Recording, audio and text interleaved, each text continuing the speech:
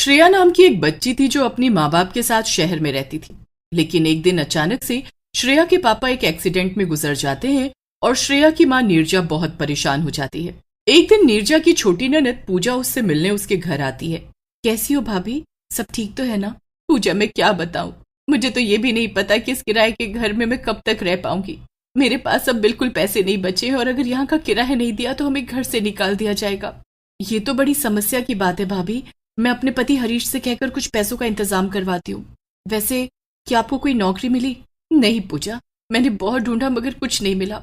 लगता है कि ऊपर वाला भी मेरी परीक्षा ले रहा है, तभी उन्होंने मुझे इतने कठिन समय में लाकर पटक दिया है। तभी पूजा को एक ख्याल आता है, अरे भाभी, आप कुछ समय के लिए मम्मी के घर में जाकर क्यों नहीं रह लेती? जब से मम्मी गुजरी है और मेरी शादी हुई है वो घर तो खाली पड़ा है। भले ही वो घर दूसरे शहर में है मगर वहां मैं और हरीश भी तो हैं। कभी भी आपको कोई जरूरत होगी तो हमारा घर पास में ही होगा और आपको तो पास वाले स्कूल में आसानी से टीचर की नौकरी मिल जाएगी। आप श्रेया को भी उसी स्कूल में डाल देना, उसकी पढ़ाई भी नहीं रुकनी चाहिए। नीरजा को पूजा का ये ख्याल बहुत पसंद आता है। अरे, ये मैंने क्यों नहीं सोचा? वहां तो हमारा कितना बड़ा घर है और मैं वहां आसानी से नौकरी भी ढूंढ लूंगी। वहां रहना यहाँ इस शहर में रहने से तो कई गुना आसान होगा। ठीक है, अब मैं ऐसा ही करूंगी। हाँ भाभी, बस घर की थोड़ी सफाई करवानी पड़ेगी, काफी समय से खाली पड़ा है ना, इसलिए। पर आप चिंता मत करिए, मैं आपके वहां पहुंचने से पहले ही हरीश से कहकर सफाई करवा दूंगी। आप बस यहाँ से निकलने की तैयारी कीजिए। पूजा इतना कहकर चली जाती है और नीरजा खुश हो जाती है। अगले ही दिन से वो अपना सारा सामान बांधने लगती है। श्रेया नीरजा को ऐसा देखकर उससे पूछती है, माँ क्या हुआ, हम कहाँ जा रहे हैं? बेटा, हम तुम्हारी दादी के घर जा रहे हैं। अब से हम वहीं रहेंगे और तुम वहीं पर पढ़ोगी। क्या, दादी के घर? तो माँ, क्या वहां पर मेरी दादी होंगी? नहीं बेटा, अब तो वहां पर कोई नहीं होगा। तुम्हारी दादी तो जब तुम बहुत छोटी थी तभी गुजर गई थी। हमें वहां अकेले ही रहना पड़ेगा। तो माँ, क्या वो घर बहुत बड़ा है? हाँ बेटा, वो घर इतना बड़ा है कि तुम्हें तुम्हारा अलग कमरा भी मिलेगा। अरे वाह, फिर तो वहां बहुत मजा आएगा मम्मी, जल्दी चलिए ना वहां। हाँ बेटा, बस कुछ समय और, बस हम थोड़ी देर में निकलेंगे। कुछ ही दिनों में नीरजा के दूसरे शहर जाने की सब तैयारियां हो जाती हैं और वो श्रेया को उसकी दादी के पुराने घर में लेकर आ जाती है। ये घर था तो काफी पुराना और बड़ा, लेकिन सफाई के बाद ये रहने लायक लग रहा था। श्रेया घर को देखकर बहुत खुश होती है। वो जल्दी से अंदर जाती है और अपना एक कमरा पसंद कर लेती है। ये कमरा पहले उसकी दादी का था। माँ, मैं तो इसी कमरे में रहूंगी, ये कमरा मुझे सबसे ज्यादा पसंद आया है। ठीक है बेटा, तुम ही रहना वहां पर, मगर चलो पहले मेरी मदद करो ये सब सामान रखवाने में। श्रेया नीरजा की मदद करने लगती है, लेकिन तभी वहां पर पूजा और हरीश भी आ जाते हैं। अरे पूजा, हरीश, आओ आओ बैठो। मुझे तो समझ ही नहीं आ रहा अब खाने में क्या बनाऊं, तुम ही लोग बता दो। नहीं नहीं भाभी, कुछ बनाने की जरूरत नहीं है, हम खाना बाहर से लेकर आए हैं, वो भी श्रेया का फेवरेट पिज्जा। अरे वाह, पिज्जा, मजा आएगा। थैंक यू बुआ जी, थैंक यू फूफा जी। सभी लोग साथ में खाना खाते हैं और पूजा बताती है कि उसने नीरजा के लिए पास के स्कूल में बात कर ली है और वो अगले दिन से ही काम पर जा सकती है। वाकई में पूजा, अगर तुम ना होती तो मैं क्या करती। शुक्रिया, और तुम्हारा भी शुक्रिया हरीश, इस बुरे वक्त में तुम दोनों ही हमारा साथ दे रहे हो। अरे, इसमें शुक्रिया कैसा भाभी, ये तो मेरा फर्ज था। अगर मुझ पर मुसीबत आती तो भैया भी हमेशा मेरी मदद करते। खैर, अब मैं और हरीश चलते हैं, हमारा घर पास में ही है। कोई भी बात हो आप फोन कर लीजिएगा, हम आ जाएंगे। नीरजा पूजा के जाने के बाद अपने काम में लग जाती है और श्रेया अपने कमरे में जाकर खेलने लगती है। काफी रात भी हो चुकी थी। तभी श्रेया का ध्यान उसके कमरे में रखी छोटी सी अलमारी पर पड़ता है। अरे, ये अलमारी कैसी, इसमें क्या है? देखने में तो बड़ी ही पुरानी सी लग रही है। श्रेया उस अलमारी को खोलकर देखती है तो उसमें अंदर कुछ भी नहीं था सिवाय एक टेडी बियर के। उस टेडी बियर के साथ एक छोटी सी पर्ची थी जिस पर लिखा था, मेरी पोती के लिए तोहफा। अरे, क्या ये मेरे लिए है?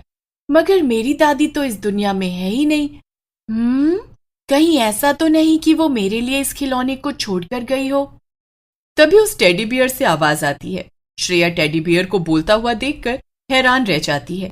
क्या, जादुई खिलौना, तुम बोल सकते हो? तभी अचानक से नीरजा श्रेया के कमरे में आ जाती है। अरे श्रेया, तुम अब तक सोई क्यों नहीं? अलमारी के पास बैठकर क्या कर रही हो? और ये तुम बातें किससे कर रही थी? वो मम्मी, अब कुछ नहीं, मैं तो बस खुद से ही बातें कर रही थी। चलो फिर सो जाओ, बहुत देर हो गई है, सुबह हमें स्कूल भी जाना है। अगर देर से सोई तो सुबह जल्दी नहीं उठ पाओगी, समझी? हाँ ठीक है मम्मी, जैसा आप कहो। श्रेया टेडी बियर को उस अलमारी में छिपाकर रख देती है और सो जाती है। अगले दिन सुबह उठकर श्रेया अपना बैग लगाती है और उसकी माँ नीरजा उसे लेकर स्कूल पहुंच जाती है। नीरजा को श्रेया की क्लास में हिंदी पढ़ाने का काम मिला था। गेम्स पीरियड हो जाता है और श्रेया स्कूल में मैदान में पहुंचती है। वहां पहले से ही सब बच्चे खेल रहे थे। अरे वाह, ये लोग तो कितने अच्छे से खेल रहे हैं। मैं भी उन लड़कियों के पास जाती हूँ, शायद वो मुझे अपने साथ खिला ले। श्रेया उन 4-5 लड़कियों के पास जाती है जो कि साथ में खेल रही थी और उनसे कहती है, क्या मैं भी तुम्हारे साथ खेलूं? हाँ हाँ, क्यों नहीं। हाँ आओ, हम मिलकर रस्सी कूदेंगे। लेकिन एक लड़की जिसका नाम मीनल था वो श्रेया से कहती है, नहीं, तुम हमारे साथ नहीं खेल सकती, मुझे तुम पसंद नहीं। इतना बोलकर मीनल श्रेया को धक्का दे देती है और वहां से चली जाती है। उसके साथ साथ बाकी सारी लड़कियां भी चली जाती हैं। श्रेया रोने लगती है और भागकर अपनी क्लास में चली जाती है। ये जगह तो बिल्कुल अच्छी नहीं है। यहाँ मेरा कोई दोस्त नहीं है। ये लड़कियां कितनी बुरी है, इन्होंने मुझे धक्का दिया और अपने साथ खिलाया भी नहीं। अब मैं कभी भी इनके साथ खेलने नहीं जाऊंगी। मेरा कोई दोस्त नहीं है, मेरा कोई दोस्त नहीं है। श्रेया ये सब बोलकर रोने लग जाती है, लेकिन तभी श्रेया के बैग से आवाज आती है। श्रेया हैरान होकर अपना बैग खोलती है और देखती है कि उसमें उसका वही टेडी बियर रखा था। अरे, तुम्हें तो मैं घर पर ही छोड़कर आई थी, तुम मेरे बैग में कैसे आए? श्रेया कुछ कहती है उससे पहले ही बेल बज जाती है और सभी बच्चे क्लास में वापस आ जाते हैं। श्रेया टेडी बियर को बैग में ही छिपाकर रखती है और छुट्टी होने का इंतजार करती है। छुट्टी होते ही श्रेया स्कूल के बाहर अपनी मम्मी का इंतजार कर रही थी कि तभी उसे फिर से बैग से आवाज आती है। मीनल श्रेया की आवाज सुनकर उसकी तरफ आती है, लेकिन तभी बीच रास्ते में एक ट्रक मीनल को टक्कर मार देती है और वो फौरन मर जाती है। श्रेया के तो पैरों के तले जमीन ही खिसक जाती है। ये क्या हो गया? मीनल तो मर गई। श्रेया कुछ समझ नहीं पा रही थी कि आखिर हो क्या रहा है, लेकिन तभी नीरजा वहां आ जाती है और सारा माहौल देखकर दंग रह जाती है। वो श्रेया को घर ले जाती है, लेकिन श्रेया बहुत उदास थी। उसे कुछ समझ नहीं आ रहा था कि उसके टेडी बियर ने ये सब कैसे किया। श्रेया बेटा, मुझे पता है कि तुमने जो देखा तुम उस बात से दुखी हो, मगर कुछ खा लो और तुम कुछ दिन स्कूल मत जाना, यही बेहतर होगा। श्रेया खाना खाकर अपने कमरे में चली जाती है। वो देखती है कि अब उसका टेडी बियर उसके बेड पर बैठा हुआ था और उसके आने का इंतजार कर रहा था। बस अब मुझे तुम नहीं चाहिए, मैं तुम्हें वापस अलमारी में डालकर ताला बंद कर दूंगी। मुझे दादी का ये तोहफा पसंद नहीं, मैं इसे वापस रख दूंगी। तुमने एक लड़की को मार दिया, तुम अच्छे टेडी बियर नहीं हो सकते, तुम बुरे हो, तुम बहुत बुरे हो।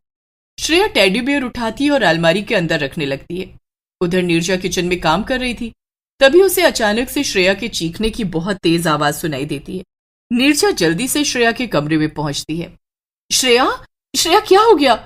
तुम इतनी तेज क्यों चिल्लाई? नीरजा हर तरफ श्रेया को ढूंढती है, मगर कमरे में कोई नहीं था। ये देखकर नीरजा और भी ज्यादा घबरा जाती है। ये श्रेया कहाँ चली गई?